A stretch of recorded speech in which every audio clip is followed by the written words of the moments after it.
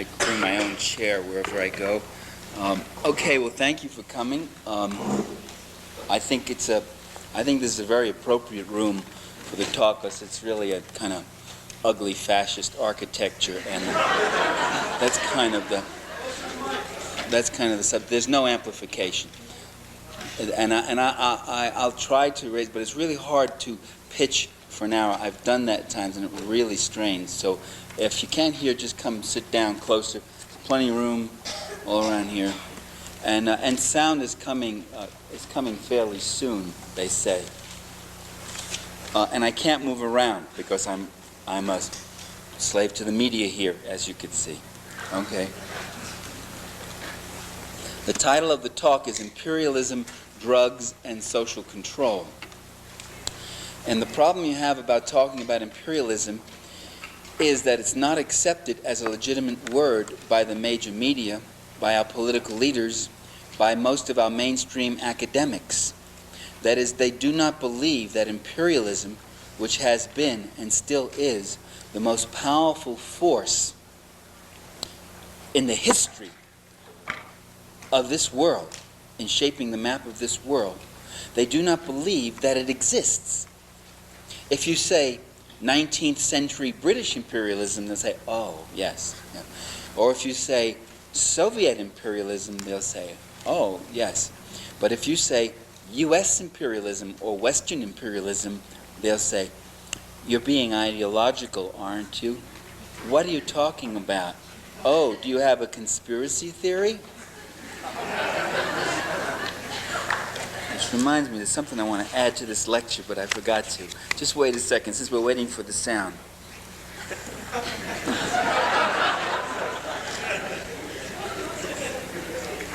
Okay.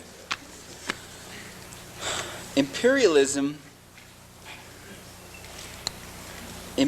what they talk about in academia, you can't talk about imperialism. You cannot write your master's thesis or your PhD. If you go to your advisor and say, I want to do something on Western imperialism in Central America.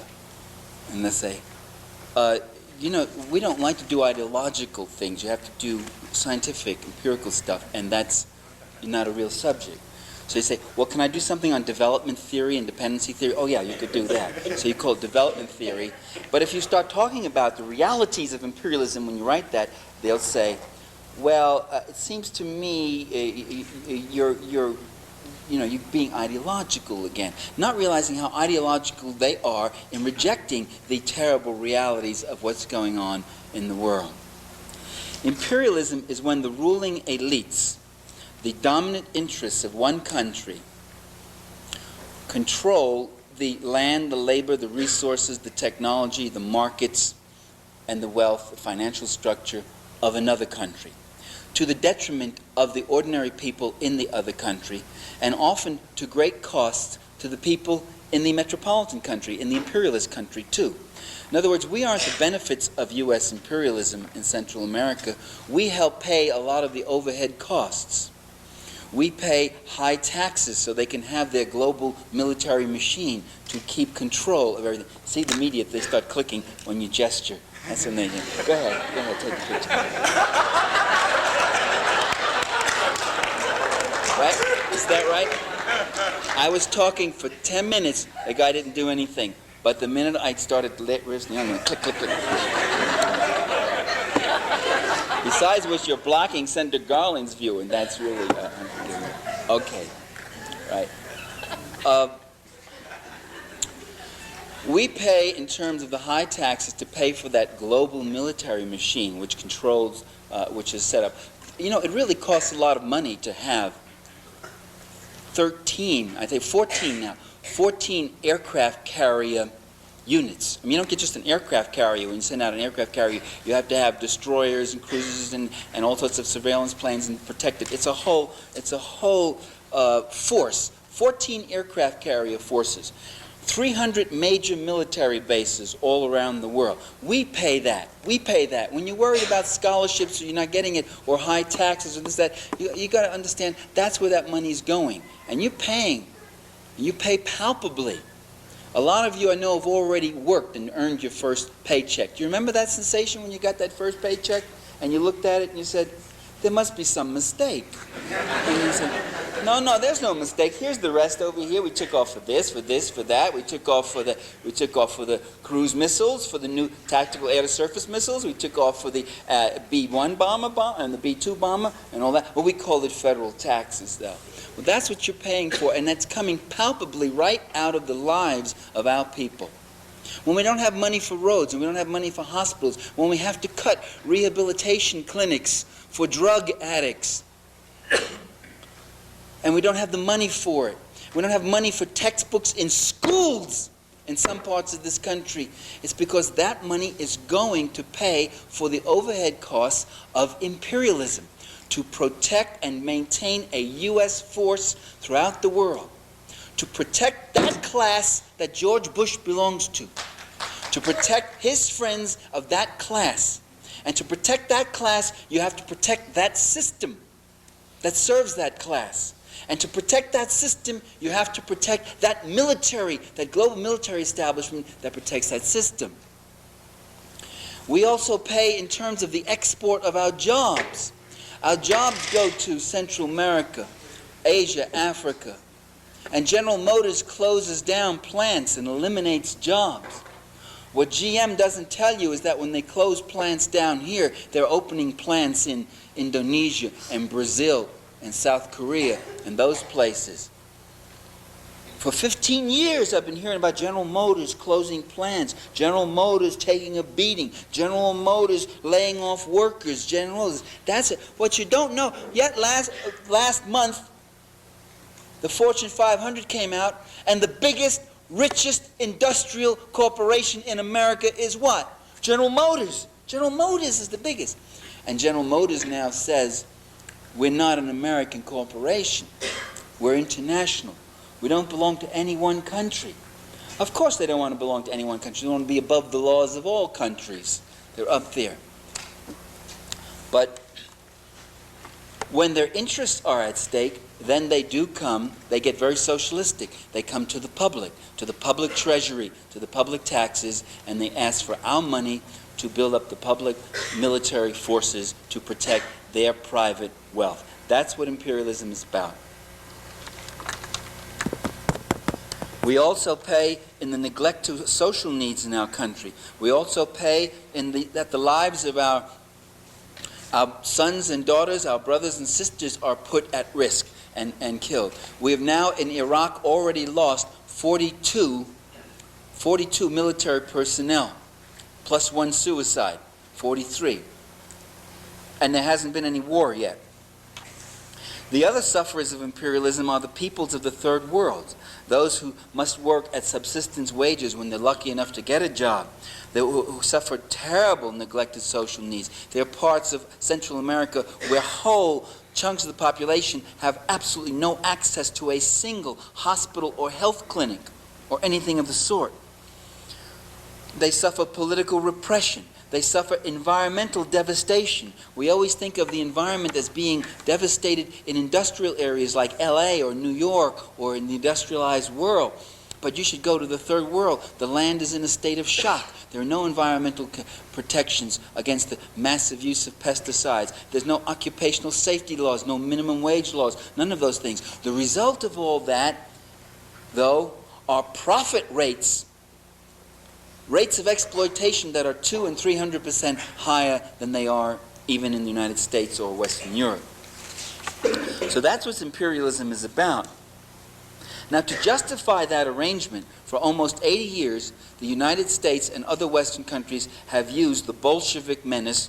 In the beginning, later on they call it the Soviet menace.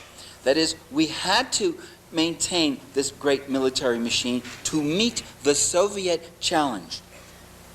Now, I argued in The Sword and the Dollar, long before the dramatic changes in Eastern Europe, which are still going on, that if the communist countries were to disappear tomorrow, that we would still need a huge military establishment. I said, it's too bad reality isn't like an experiment where you can control for a certain variable and you can test your hypothesis. Well, sometimes reality is like an experiment. That particular variable suddenly is dissolving itself, and we are testing. And the test shows so far that indeed that's exactly what happens. That our leaders get up and they say, we have to be in Guatemala, El Salvador, Nicaragua, Grenada, Indonesia, and so many other places. We had to be in those places. We had to overthrow those governments. We had to support dictators and death squads, or sometimes elected governments. You can get elections in a lot of these countries, but they are elections which exclude the working class. And you exclude the working class, as you do, for instance, good portions of the poor and working class in this country, not necessarily by disfranchising them, but by giving them nothing to vote for, by giving them two candidates who are both members of the oligarchy. We had to do all that stuff because of the Soviet menace. We had to do all that. Well, I argued that was being done not because of the Soviet menace, and I and others of us on the left, but because we had to make the world safe for multinational investments, for big banks and big oil companies that own so much of that world. And that you couldn't tell the American people we were out there doing all this to make the world safe for Chase Manhattan and General Motors. So you had to tell them we were making the world safe for our national security. But you couldn't convince them that a little Grenada or Panama or Nicaragua was a threat to our national security. So you said that, oh, the Nicaraguans were the puppets of the Cubans who were the puppets of Moscow. Now you have a situation where the global evil empire the leader of the evil empire has just won the Nobel Peace Prize, and the empire itself is dissolving and cutting its troops dramatically, 15%. And if the global military machine were a response to Soviet aggression, why are U.S. leaders saying, we can't cut our defenses now? You heard George Bush the other day, he just a couple of months ago said, we can't cut, he's that dynamic way he talks, he just turns you on. You're like, oh, Georgie, hit me with it. Oh. He said, we can't cut the muscle out of our defense posture.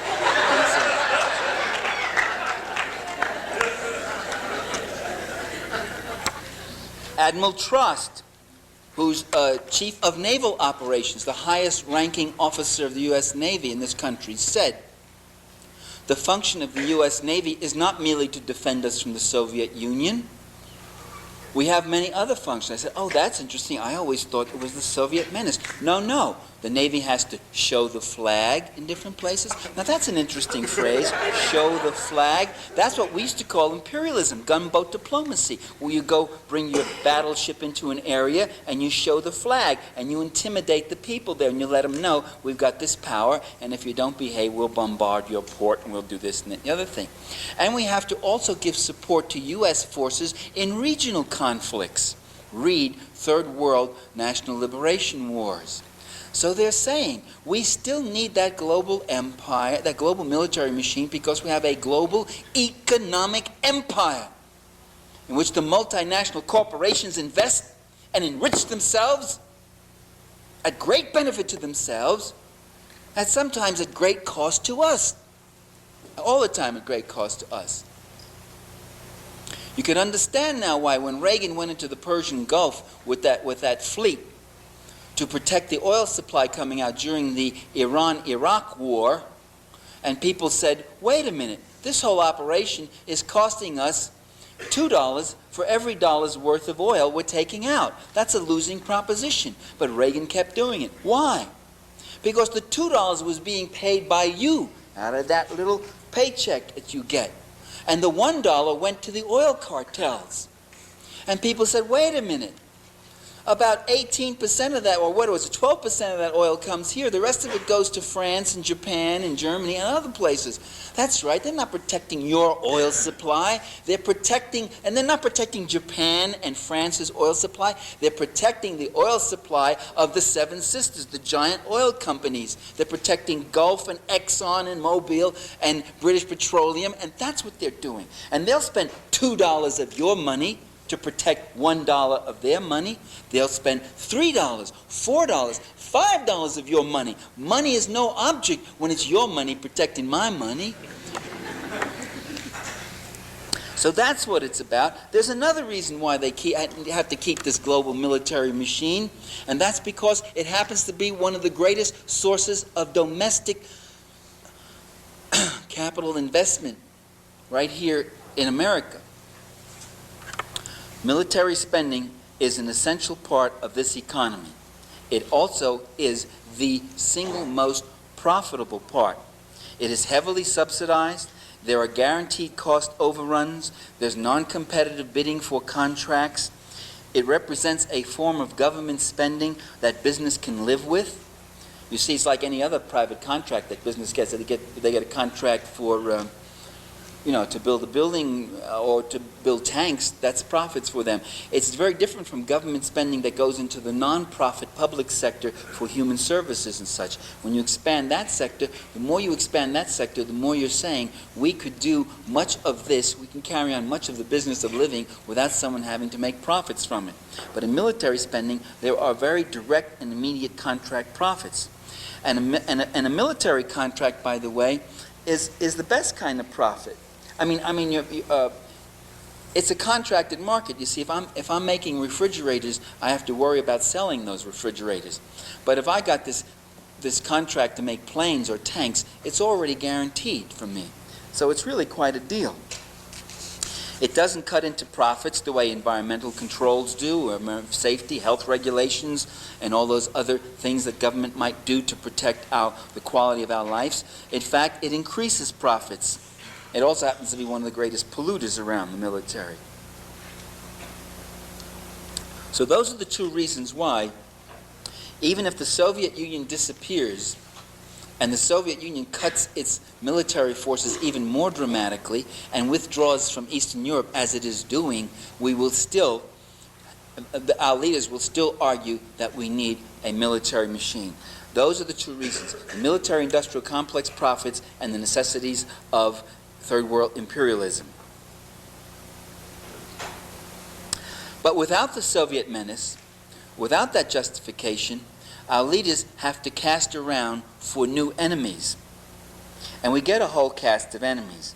As the existing communist governments transform themselves into right-wing capitalist governments, which is what Hungary, Czechoslovakia, and Poland has done, and the left won fair elections in Romania and Bulgaria, but the right pressure is there too, and they will eventually be unseated. And I think you see the same thing happening in the various republics in the Soviet Union.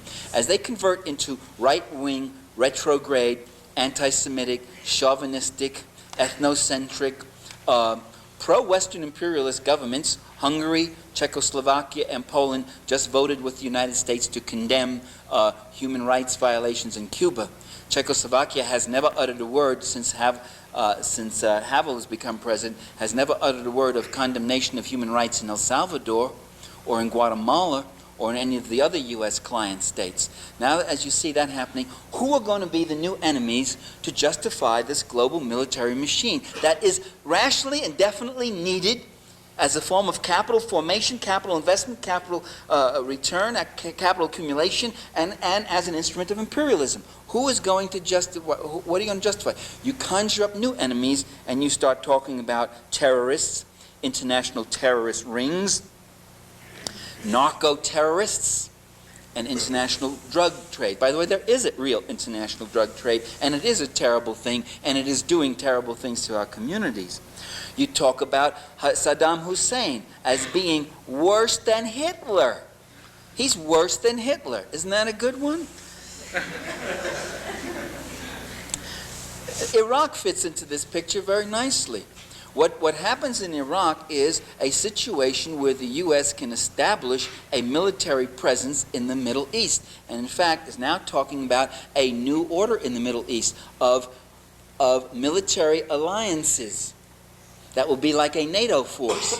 The function of that will be to maintain stability in the Middle East. Stability is a code word for keeping things the way they are, to avoid social upheavals, to avoid challenges through existing class structures in the Arab worlds. So there'll be no more revolutionary movements as in South Yemen. There'll be no more revolutionary movements like the Polisario regime in the Western Sahara. There'll be no more Gaddafis or populist nationalists like Mossadegh and Gaddafi who nationalize our oil and use some of the profits for the well-being of their own people. We will keep those countries as they are.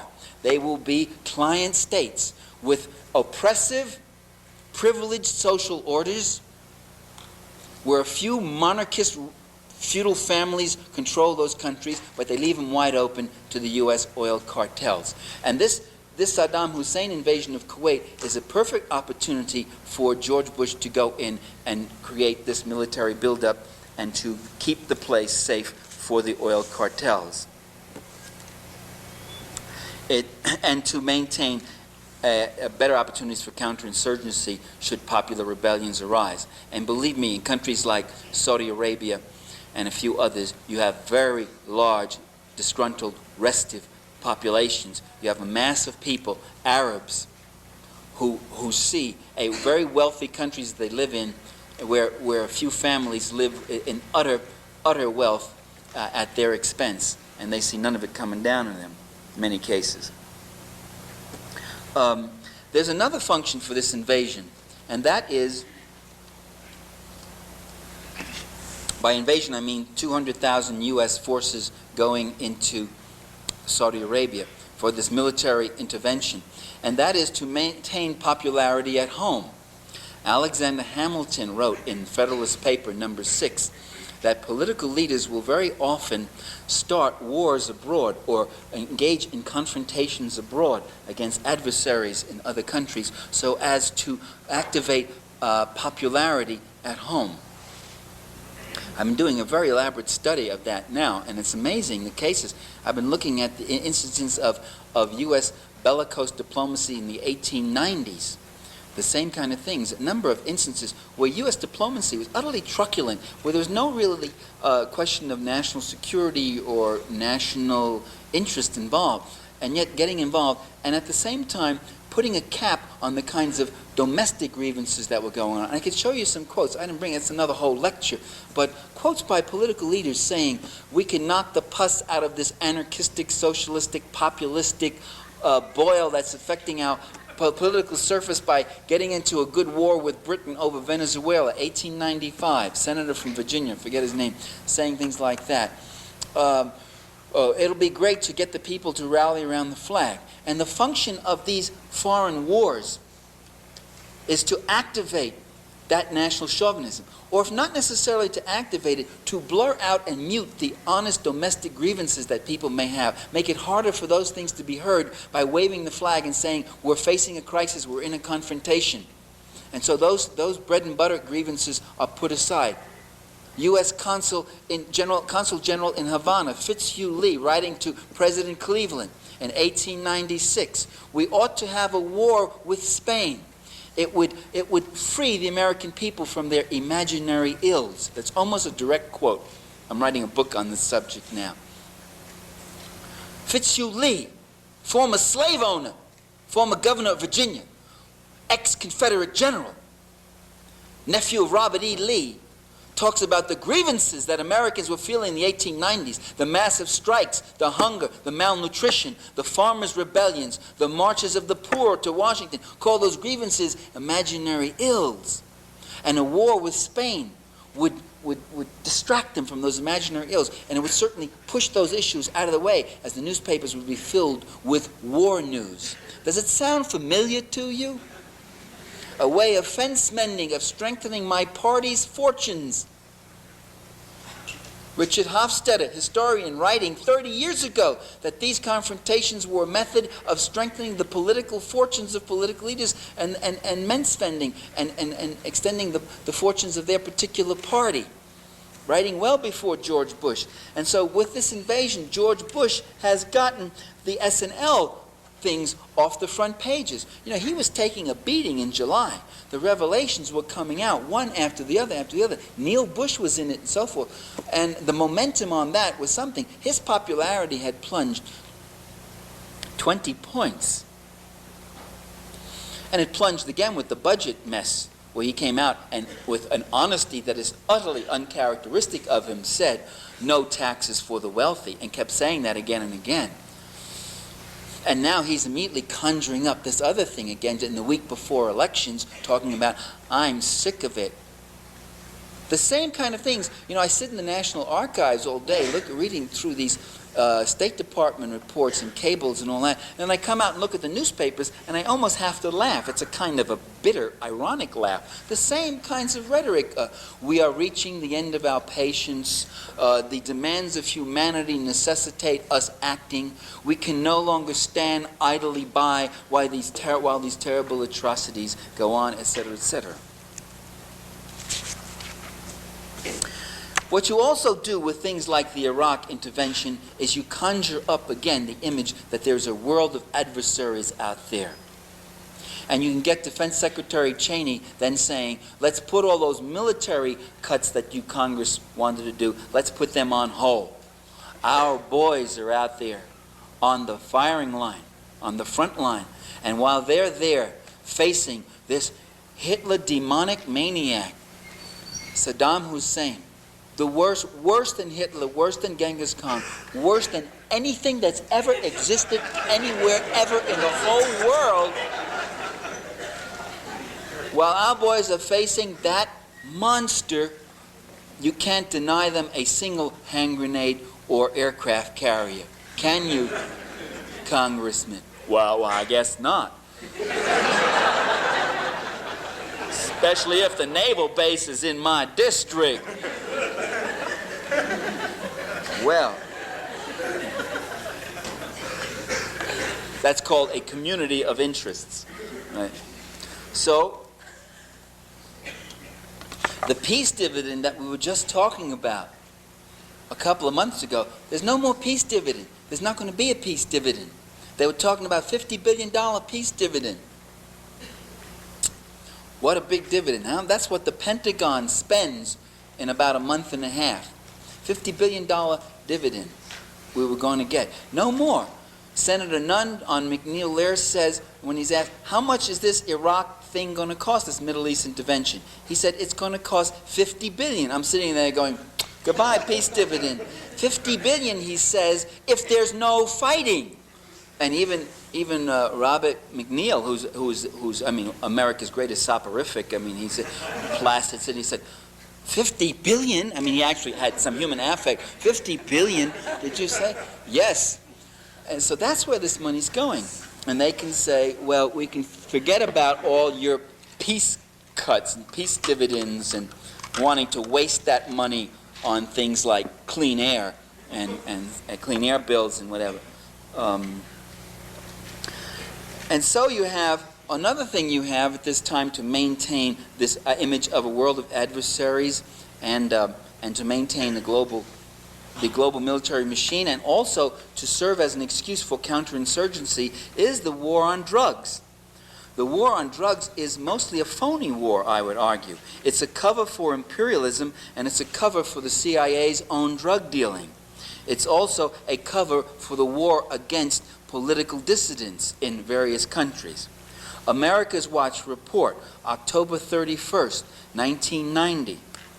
The one-year effort against drug traffickers actually has become a war against the political left in Colombia. The U.S. is giving funds to military and paramilitary groups that are being used to torture and kill dissidents. America Watch, actually Human Rights Watch, the parent organization of America Watch, made this report. These are the summary findings. The violence is mostly by the counterinsurgency death squad actions against the legal left, against student leaders, peasant co-op leaders, labor leaders, journalists, and others who are arguing for social change. This underscores the Colombian military's unwillingness to allow a left electoral challenge, a peaceful left challenge. Many big drug dealers in Colombia are now rich. They own land, they have legitimate investments, and so they now share the right-wing campaign and the right-wing rich, privileged class perspective against labor leaders, against critical journalists, against people who want social change, who want to give better wages to their campesinos who work on their latifundios and the such. Unfortunately, the Human Rights Watch person, by the way, who was giving this report on Pacifica Radio, went on to add to the fable, which often happens. He said, unfortunately, he said, U.S. policy is mistaken, and U.S. policy is an error. And George Bush, in his haste to fight the war on drugs is giving money to the wrong people. And I'm saying he isn't giving money to the wrong people. He's giving money to the people he wants to give money to. What makes you think these guys are sleepwalkers? What makes you think they don't know what they're doing? Just because you don't know what they're doing doesn't mean they don't know what they're doing.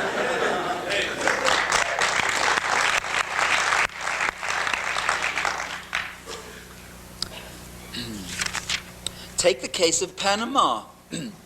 See, my voice is giving out already. Boy, that was great. Only 10 minutes and that sound system was going to show up, huh? That's great. Panama is a perfect example on the war on drugs. The argument we got was that we had to go into Panama to get Noriega. And of course, remember George Bush creating the casus belli there too? A casus belli means a cause for war. It really, the way the U.S. used it, it's a pretext for war. One of the arguments he gave was one of our soldiers, a lieutenant, was killed. No, it wasn't a lieutenant, it was an enlisted man, wasn't it? But what did he do? He drove a Jeep through a checkpoint right in front of the Panama military headquarters, a thing well lit, well designated. That was a provocation, you see. He thought he was going to get arrested and held and roughed up, but they opened fire and killed him, which was even better. Then a lieutenant and his wife were arrested by the Panamanian police because they were in a prohibited area. They had driven in also. And George Bush got up there and he said, I'm not going to stand idly by while these Noriega thugs brutally, verbally assaulted an American woman. This guy's a defender of American women. She was brutally, verbally assaulted in a brutal fashion, though. Probably called names and things and all that. Brutally. This is the man who opposes legal and safe abortions for women in this country.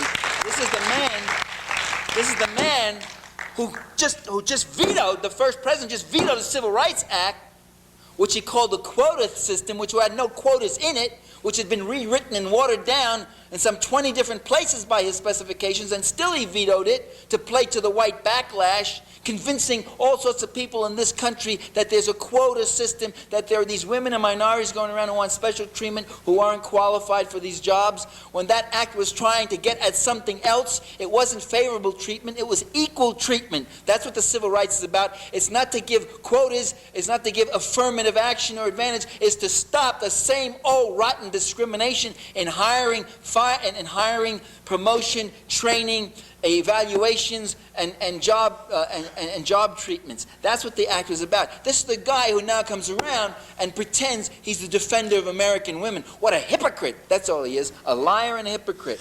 Now.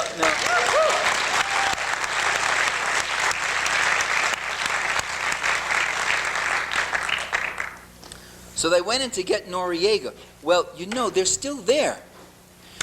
There's a U.S. military occupation of Panama. It seems to have escaped the attention of the media that we already got Noriega. He's in a Miami jail. And what, in fact, the U.S. is doing, supposedly in this war against drugs, what the U.S. is doing in Panama is purging the whole government. It's had 1,000 people in jail, and that included dissident journalists, included Escaltiera Calvo, Mr. Calvo, who is a publisher of a newspaper that was giving too accurate and too vivid descriptions of the deaths to Panamanians of the U.S. military action and of the repression that was going on. He got arrested and thrown into jail. Journalists are in jail, intellectuals in jail. Panama City University has been purged of anybody who has a dissident or critical view of U.S. policy, and the government, elected by no one, is now headed by Mr. Endara and Vice President Arias and Ford. All three of these men have been connected to drug laundering banks in Miami. And they're up there. It wasn't a war against drugs. These guys are druggies themselves. They're the big pushers, the respectable pushers. Endara also owned a whole chain of whorehouses in Panama City. You don't hear Tom Brokaw talking about that, do you?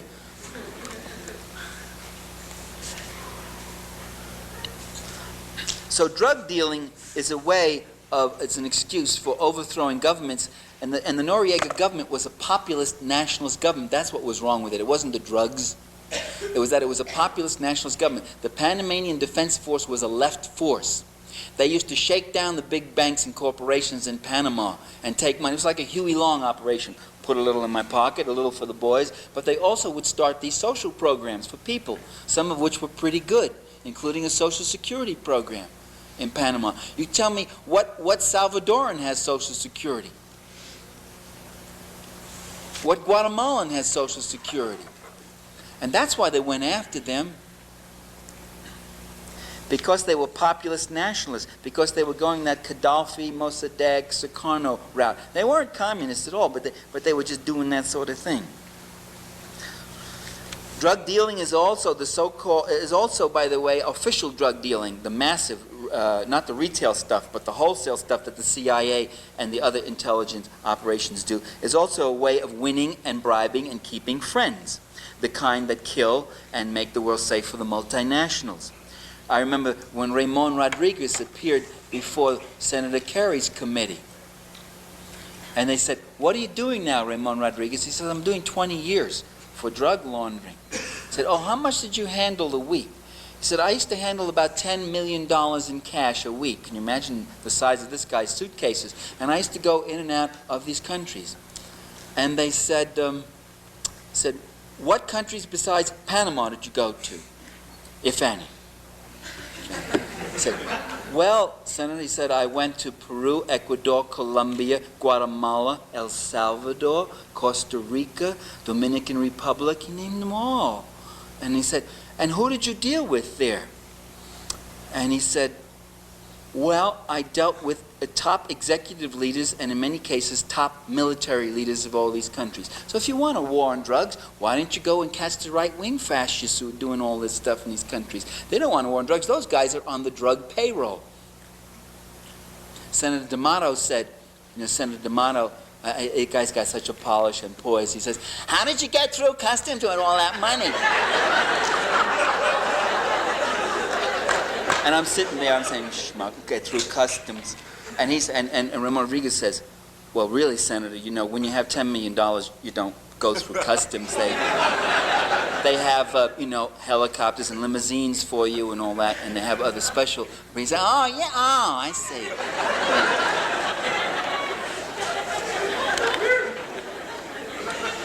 Now, Ramon Rodriguez got caught. It's interesting. Sometimes, you see, part of the government has to carry out, because of the pressure of the public to do something, they have to actually carry out some of these actions, and they come into collision with other parts of the government. And they put Ramon Rodriguez in jail. Ramon Rodriguez is a close friend of Felix Rodriguez. I mean, he said it. I heard the man say it. He said it in English. "I'm a friend of Felix Rodriguez." And I know Felix Rodriguez is a close friend of George Bush's and Donald Gregg's, George Bush's familiar, who was there on time, who was in on all this contra-arms drug stuff. That operation was coming right out of the vice president's office when George Bush was vice president. And they used drugs to pay off their client state leaders. They used drugs to finance their counterinsurgency wars when Congress cut back, as was true of the Contras. In the Iran-Contra hearings, a Congressperson Les Aspin, chairman of the House Armed Services Committee, came forward and he said, the monies mentioned so far, the $10 million in the Swiss bank, the $10 million here and all that, do not explain the costs of the Contras. There's at least another 50 or 60 million that would have been needed to maintain that force. Where did that other money come from? There were those of us who knew where the rest of that money came from, but the committee said nothing. They all sat there going, Don't know. Hear no evil, see no evil, whatever else. The committee did not pursue that matter. In 1987, the Reagan-Bush administration asked Texas billionaire Ross Perot. Now, Ross Perot is a nice little old earthy reactionary Texas millionaire, but he's got some honest strains in him. He gets up sometimes, he says things like, this business on Wall Street, all these mergers and all these corporate raiders, that's rotten stuff. I don't like it. It's not productive capital. He says things like, all this football mania is terrible for our education in our state, and it hurts the athletes too. So he's got, the trouble with Ross Perot as a right winger, he doesn't really qualify because he's got these strains of truth running through him every so often. So they got Texas billionaire Ross Perot to investigate the question of missing Vietnamese prisoners of war. You see, there are over 2,000 U.S. soldiers who are still missing. And they've been playing upon the feelings and sentiments of people by arguing that these people are, some maybe still alive, or lots of them may be still alive. There are 78,000 missing from World War II. Nobody argues that they're still alive. They're being held as slaves in Toyota factories, or they're being worked to death in beer cellars in Wiesbaden, you know. They are tragically dead. I mean, they're dead. They're blown to pieces. People are killed in wars, or bodies are not recovered, or whatever else.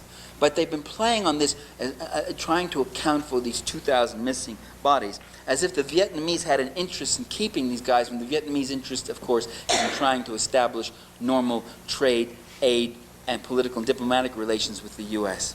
But they asked Perot to go out and look for the missing Vietnamese. Well, when George Bush, who was vice president then, asked Ross Perot how the investigation was going, Perot replied, quote, "Well, George, I go in looking for prisoners, but I spend all my time discovering the government has been moving drugs around the world and is involved in illegal arms deals. I can't get at the prisoners because of the corruption among our own covert people." I'm quoting the San Francisco Examiner, October 25, 1990.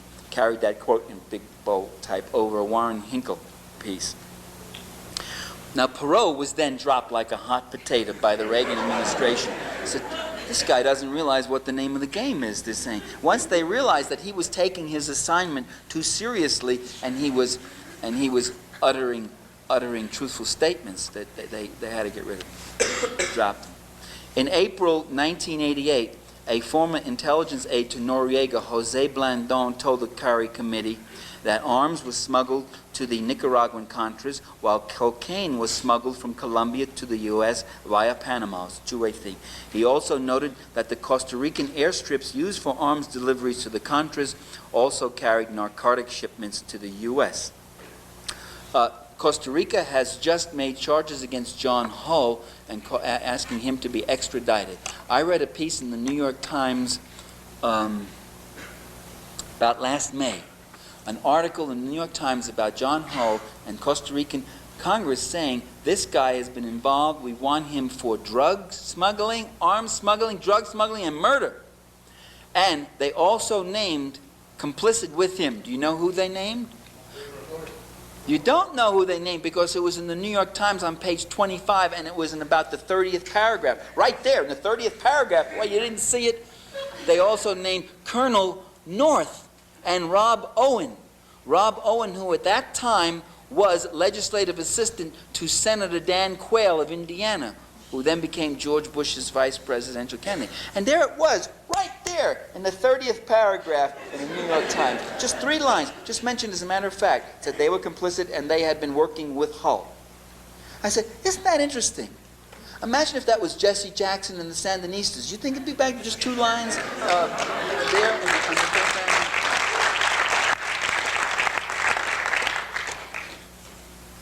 Well, drugs are also very useful as an instrument of social control. Letting the stuff pour into the United States is profitable for CIA operatives and supportive of their policy abroad, but it also increases consumption among troubled and troublesome social and ethnic elements in the United States, among the poor, Latino communities especially, and African American communities. Now, it's not just that there's such a demand in those communities for supply. You know, 30 years ago, those communities were just as poor as they are now, and they weren't consuming drugs at that level.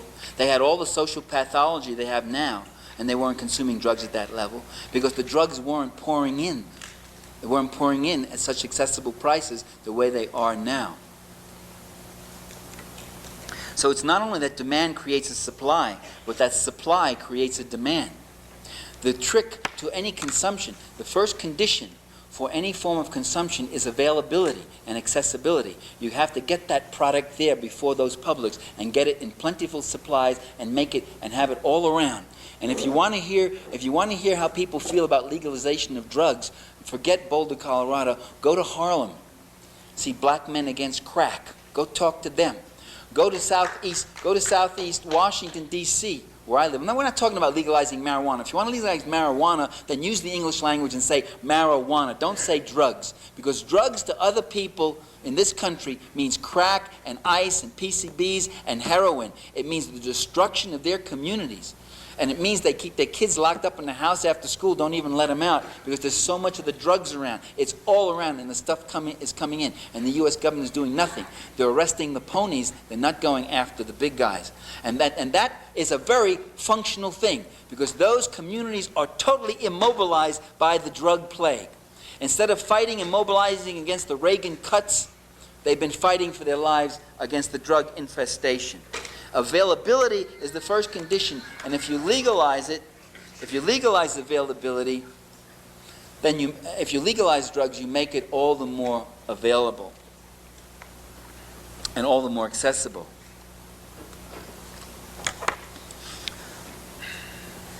Supply has a way of creating demand.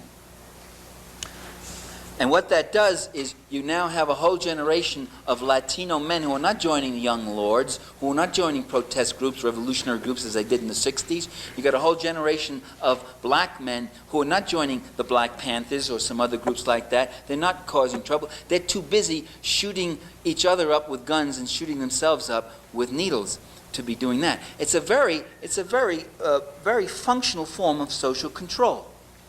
When the British introduced great quantities of opium into China in the middle of the last century, it was not in response to some popular demand on the part of the Chinese. They didn't just say, we want to become dope heads, you got any on you?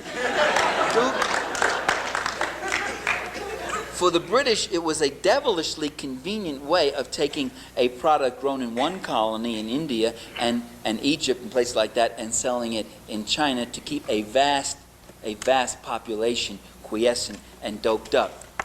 You know, when I was a kid, we used to see those old Fu Manchu movies with all the racial stereotypes and all that, and you used to always see the opium den. And I associate the opium den as a Chinese institution. It's not indigenous to China. The Chinese never knew about opium dens. That was created by the British colonialists. In one of the most ragged, wretched, sorry pages of British imperialism's history, and there's a lot of dirty, blood-drenched pages in British imperialist history.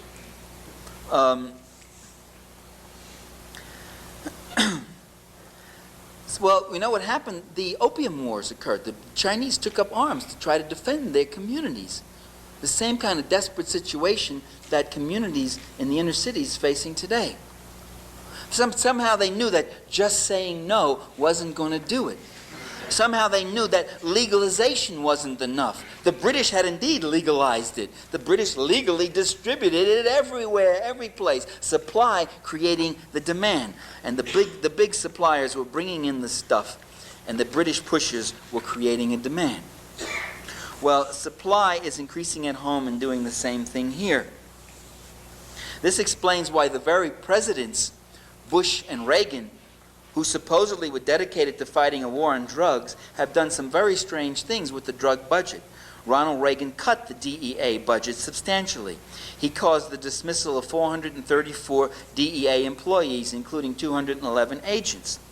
He cut the Coast Guard. The Coast Guard is now in on the smuggling, it seems, or at least some elements are in, those who were clumsy enough to get caught.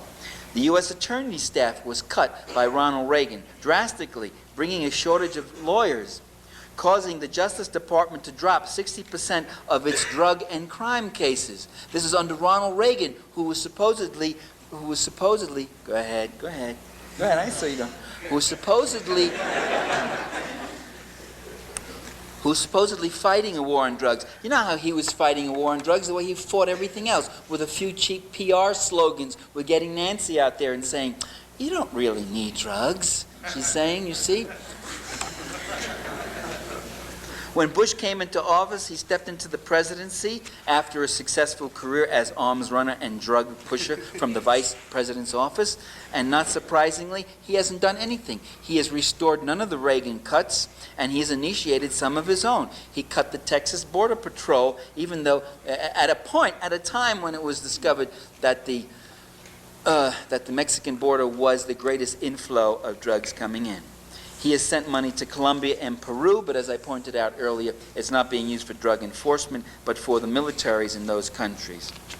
By the way, this makes it rather intriguing as to why right-wing columnists like William Buckley write columns saying that trying to fight drugs and drug infestation in America is a hopeless situation and you really can't and you ought to leave it alone. Arguing two arguments. One is that the drug problem isn't that serious, and two is that you really can't stop it because it's so big. It's interesting, and I'm saying, isn't this funny? Some of these conservatives had taken such a lackadaisical attitude about what's happening to inner city communities. These are the same guys who on other days of the week are ranting about the destruction of American values and the fabric of our society and community and family and all that, but they seem to take a rather languid view when these drugs come pouring in such abundance into the inner city. And I guess if I was a right-winger, that's the way I'd want it too. I'd want them shooting themselves up rather than organizing in social challenges against the oppressions that their communities face. So I guess what I'm saying is that narcotics are an important instrument of repression and social control. Everybody, I notice a number of people here have been focusing on how the police would be used, or the war against drugs would be used as an instrument of oppression against our rights. Let me point out that narcotics themselves are being used as instruments to destroy the rights of people. It's not a right to choose. You can't look at the right to choose in a social vacuum. You have to look at rights to choose within the social context and realities they're facing. And that's no real choice that these guys are being given. I mean, this is an issue, of course, that could somehow backfire. We're not to put ourselves against drug enforcement. I would argue we should advocate real enforcement because it's victimizing people in a real and horrible way. In any case, my view is that we should be for the well-being, peace, health, and safety of our communities. We are for the end of imperialist interventionism and adventurism and global power mongering of the kind we see in Central America and now in the Middle East. We should be for drastic cuts in the military establishment and the intelligence community. The intelligence community still is getting $34 billion a year to wreak misery, violence, and oppression around the world. And so it goes. George Santayana once said that those who don't learn from history are doomed to repeat it. That quote is so repeated, so often quoted reverentially and all that. I don't believe it.